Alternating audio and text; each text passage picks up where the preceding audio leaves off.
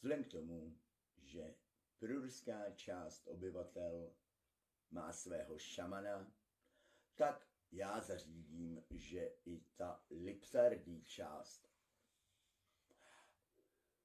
bude mít svého šamana. Hujo, tímto na vás, proruští, snáším kletbu toho, ať sem Ivan přijede a vy musíte do Francie a do Německa.